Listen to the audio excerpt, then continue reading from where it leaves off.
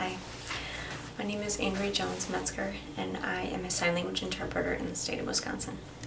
I wanted to talk a little bit today about the road to certification and what impact it has had on my life. A little bit about me.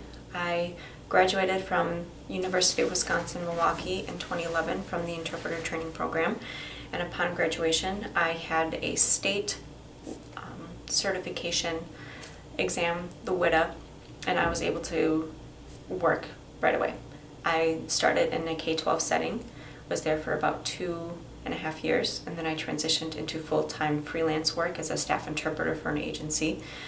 And then I transitioned to where I am now as a post-secondary interpreter on staff. And I'm also still with the agency, but on a part-time basis. And I also have started to contract with other technical colleges all over the state. So since 2011, I've had 6 years under the current law, to be able to achieve national certification. In that time, I have worked with seasoned hearing interpreters as well as deaf mentors. I've done my own personal study. I've observed professional interpreters in video relay settings.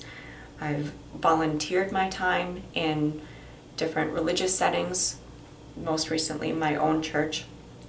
And I've also volunteered for different organizations throughout the years. So with Wisconsin Registry of Interpreters for the Deaf, I was a silent auction quote coordinator for their fall conference. I was a member of the Rules Committee, and most recently I am a member of the Professional Development Committee.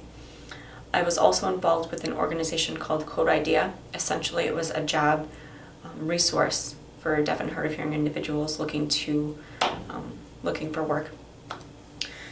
And while I've done personal study, I have also had to take a series of exams.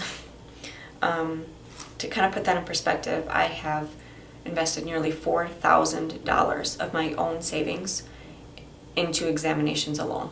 And that's not including membership dues or reciprocity fees or lodging, travel, things like that. In order to achieve a permanent license, I've gone both the NIC route and the BEI route. On my NIC journey that started right out of college in 2011, I had taken the NIC knowledge exam now twice, and I've taken the performance exam now 4 times. The most recent time was in October, and the third time that I had taken it, I got my results just this past summer, and I was close. You need a minimum of 500 points to pass. I had 468. I also went the BEI route at the same time.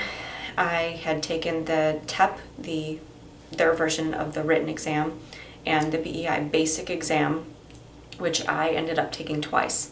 The first time I failed by 1 point, one measly little point, and had to take it again, which I am proud to say as of February, I'm a BEI basic certified interpreter. But I also took their advanced, which is equivalent to the NIC.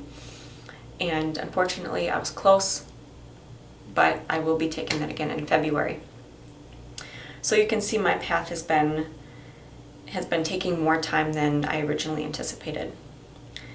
And it would be so nice to not be under a time constraint to get that piece of paper to validate my credentials.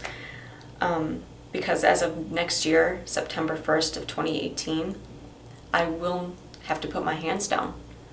The state will not allow me to continue working in the profession that I love and have worked so hard for ever since high school when I took my first ASL class, and that was back in 2005.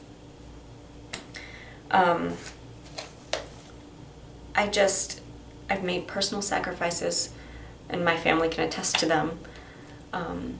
For example, most recently I got married, and my husband and I are looking to move forward and make big purchases and start a family and do all the things that you're supposed to do as an adult.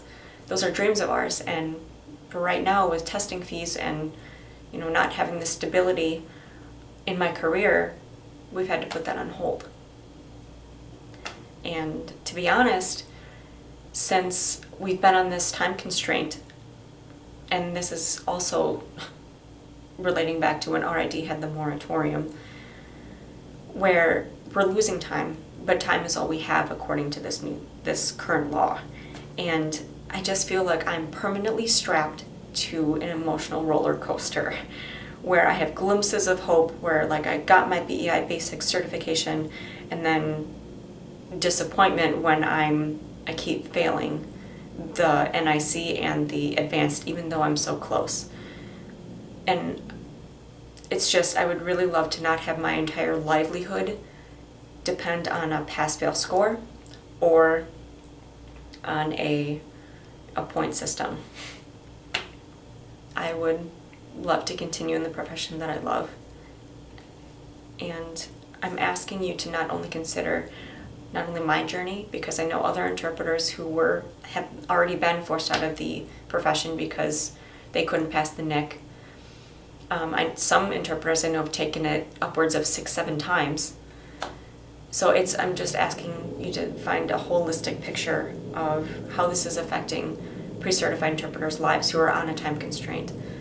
Because we're right there, we're so close. And yes, we will be doing more professional and personal skill development, but we need more time. And right now, time is not a luxury that we have. So if you have any questions or comments or concerns, please, I want to have a dialogue with you. My email address I'll put in the comments below. And I just thank you for listening to my story.